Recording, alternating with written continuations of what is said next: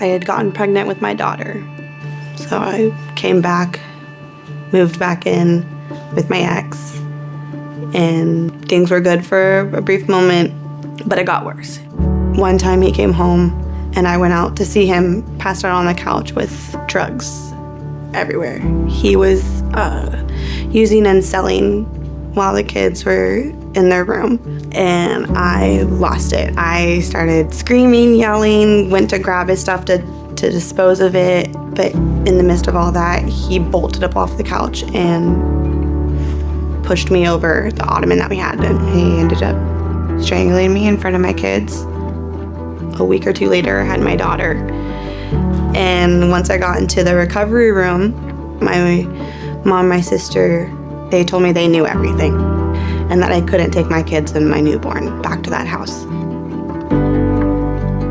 So I probably realized that I needed help while the marriage was still going, but I didn't know where to go for help. Because part of being in an abusive relationship is don't talk to anyone, don't tell anyone. They'd use my immigration status, the fact that like I came here to this country to marry them. They were my sponsor.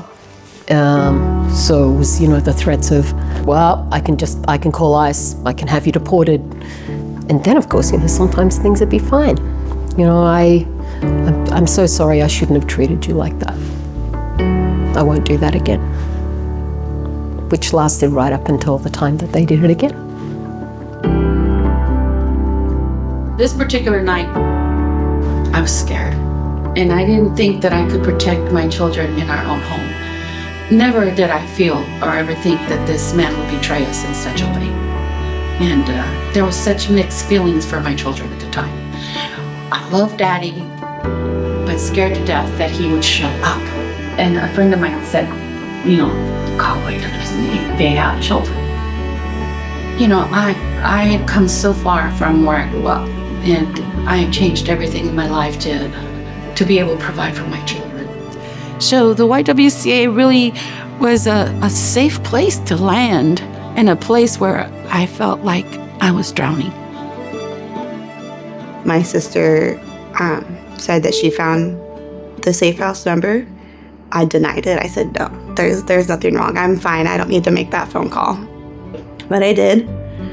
I met them at the police station, said goodbye to my mom, and moved on in. While at the safe house, they had a therapist come, and we did one-on-one therapy and then family therapy. They've opened my eyes to see so much more, to have the strength to walk away. And so it was just like I felt so alone. All my family's in another country. And I think I must have had a little bit of a breakdown, and my primary care doctor suggested that I call the YWCA. And I did. I didn't know what else to do.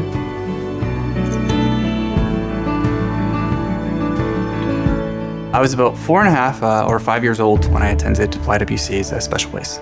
I remember there was another student there, and he kept calling me a gorilla. I just really didn't like it, and I was on the monkey bars one day, and he kept calling me a gorilla, and I kind of just dropped down and pounced on him, and things got physical. 4.5 years old, but a lot of hurt, a lot of anger, a lot of frustration, and I did receive support from the teachers. One thing that they would start doing with me after that was whenever I'd get frustrated, I would sit and they'd give me newspaper, and I would just take all that frustration and anger and I would just rip that paper and shred it up. And it was a really good physical outlet for my emotions because I didn't really know how to process them at that age, and I'm grateful for that opportunity to learn that self-regulation skill, and that's something that's actually carried on with me to this day.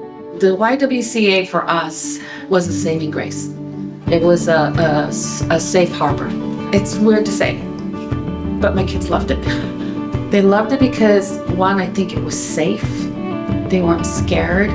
They found a reprieve from the insanity that we had been experiencing in that little time frame. They weren't having in-person groups, like support groups, but there was one on Zoom. in just, week on week, unwrapping another part of the puzzle and the solution. Not only that I could heal from what had happened, but I could also learn how not to pick that one again. One of the big things for me was that you get it in your head that it's your fault, that you were the one that created this. And I want to be able to emphasize on them that it's not you. You didn't do this. There's something wrong with that person to where they felt that this was okay to do to you. The thought that I had was that what would have happened had you not been there? If you didn't get funding that year. The reality is that domestic violence happens in every community. And 1 in 4 women are walking around saying, what should I do? Where should I go? Where do they go? If it weren't for these programs, I don't know where I would be right now. I saw how my kids flourished here. We came to the safe house. I just saw a completely different child. He had opened up. He was smiling. He was laughing. Once he got to the preschool, he made friends. He started talking more. Oh my gosh, I don't even know how to explain it. He's a completely different kid. It's awesome. I really want to say thank you to the YWCA, to everybody involved, all the facilitators who use their time to actually get trained, to come and either being in-person meetings. Thank you so much for having an online service, because that's how I got to use it. That's how I got to meet my community who've been dealing with what I've been dealing with.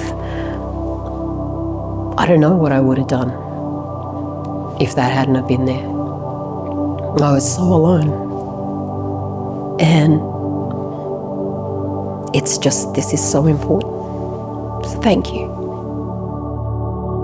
When we came to your door, it was like a blessing to know that someone had thought, let's have a safe house where these women that nobody knows exist can go in the middle of the night with 2 children in tow and be safe.